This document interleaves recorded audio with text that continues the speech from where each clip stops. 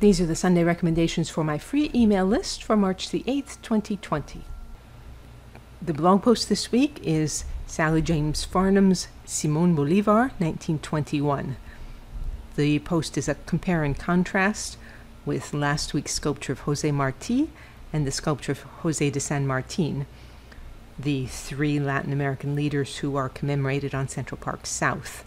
There's also a comparison with the Washington and Union Square, which is discussed in the first chapter of my most recent book, Getting More Enjoyment from Sculpture You Love. Second recommendation, a poem by Henry Lawson. I've recommended other poems by him over the past couple of years. This one is called The Iron Wedding Rings. And Lawson died in 1922, so it dates to sometime before that. I have not been able to track down the story, the event that's being referred to in this poem, but it's rather a lovely ballad, so here it comes. In these days of peace and money, free to all the commonweal, there are ancient dames in Buckland wearing wedding rings of steel. Wedding rings of steel and iron worn on wrinkled hands and old, and the wearers would not give them, not for youth nor wealth untold. In the days of black oppression, when the best abandoned hope, and all Buckland crouched in terror of the prison and the rope, many fair young wives in Buckland prayed beside their lonely beds for the absent ones who knew not where to lay their outlawed heads. But a whisper went through Buckland, to the rebels only known, that the man across the border had a chance to hold his own. There were men that came in darkness, quiet, grim, and travel-worn, and by twos and threes the young men stole away to join Kinghorn.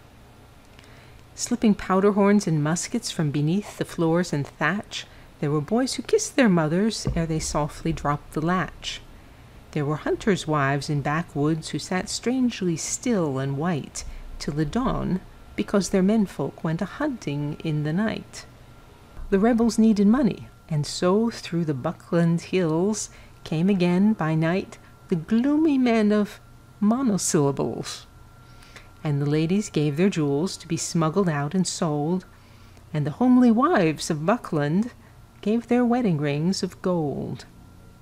And a Buckland smith, in secret and in danger, in his shed, made them rings of baser metals, from the best he had to lead, to be gilt and worn to market or to meetings where they prayed, lest the spies should get an inkling and the husbands be betrayed.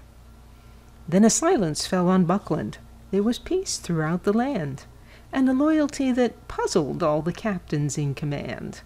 There was too much law and order for the men who weren't blind, and the greatest of the king's men wasn't easy in his mind. They were hunting rebels, certes, and the troops were understood to be searching for a stronghold like a needle in a wood. But whene'er the king was prayed for in the meeting-houses, then it was strange with how much unction ancient sinners cried Amen. Till at last, when all was quiet through the gloomy Buckland hills, once again there came those furtive men of monosyllables. And their message was, "Take warning that what the morrow may reveal, death and freedom may be married in a wedding ring of steel." In the morning from the marshes rose the night mist, cold and damp, from the shipping in the harbor and the sleeping royal camp. From the lanes and from the by-streets and the high streets of the town, and above the hills of Buckland where the rebel guns looked down. And the first one sent a message to the camp to fight or yield, and the wintry sun looked redly on a bloody battlefield, till the man from across the border marched through Buckland once again with a charter for the people and 10,000 fighting men. There are ancient dames in Buckland with old secrets to reveal, wearing wedding rings of iron, wearing wedding rings of steel. And their tears drop on the meadow when their thoughts are far away in the past where their young husbands died on Buckland Field that day. That's the end of the second recommendation. Third, a 1941 movie called Here Comes Mr. Jordan. Ayn Rand in The Art of Fiction calls this, quote, a fascinating psychological story about a deceased prizefighter whose soul comes back to Earth in the body of a millionaire who has just died. By assuming that millionaire's existence, he learns a different way of life. Very interesting, end of quote. This was remade as Heaven Can Wait.